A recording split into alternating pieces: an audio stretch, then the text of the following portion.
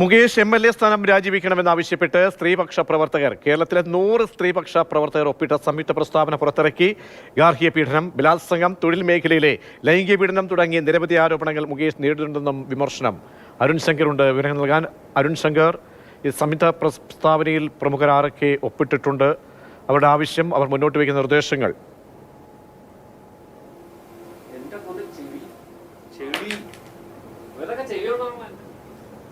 K Ajitha, Sara Joseph, അതുപോലെ തന്നെ KR Meera തുടങ്ങി VP സുഹറ തുടങ്ങി 100 വനിതാ സ്ത്രീ പ്രവർത്തകർ ഒപ്പിട്ട കത്തിലാണ് മുകേഷിനെ MLA സ്ഥാനത്ത് നിന്നും സിനിമയുടെ നയരൂപീകരണ സമിതിയിൽ നിന്നും ഒഴിവാക്കണമെന്ന് ആവശ്യപ്പെടുന്നത്.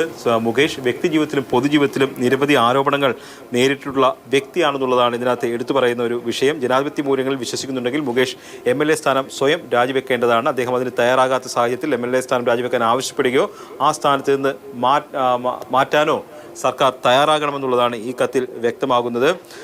ഇപ്പോൾ തന്നെ 3 സ്ത്രീകൾ മുകേഷിനെതിരെ ലൈംഗികാതിക്രമ ആരോപണവുമായി രംഗത്ത് വന്നിട്ടുണ്ട്. ഗാർഹിക പീഡനം, ബലാത്സംഗം, തൊഴിൽ മേഖലയിൽ ലൈംഗിക പീഡനം തുടങ്ങി നിരവധി ആരോപണങ്ങൾ മുകേഷിന്റെ പേരിലുള്ള, അതായത് അദ്ദേഹത്തിന്റെ വ്യക്തിജീവിതത്തിൽ ഉണ്ടായിട്ടുള്ള വിഷയങ്ങൾ കൂടി ഈ കത്തിൽ ഉൾപ്പെടുത്തിയിട്ടുണ്ട് എന്നുള്ളതാണ് എടുത്തു പറയേണ്ടത്. നിയമനിർമ്മാണ സഭയിലെ അംഗമെന്ന നിലയിൽ ഉത്തരവാദിത്തമുള്ള ഒരു പദവിയാണ് MLA സ്ഥാനം.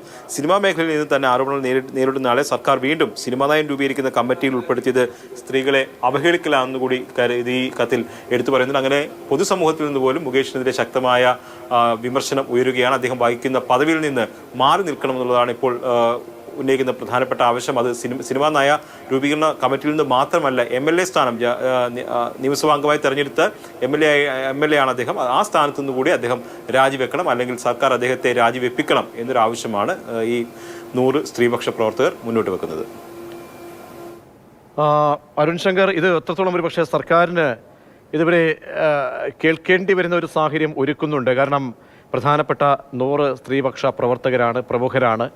അതിൽ ഇപ്പോഴും പാർട്ടിക്കുള്ളിൽ പോലും വലിയ വിമർശനങ്ങൾ ഇടതുപക്ഷത്തുനിന്ന് അടക്കം മുകേഷ് രാജിവെക്കണമെന്ന ആവശ്യമൊക്കെ ഉയരുന്ന സാഹചര്യത്തിൽ എങ്ങനെ നമ്മളൊന്ന് കുറച്ചുകൂടി ആഴത്തിൽ വിലയിരുത്തേണ്ടി വരും?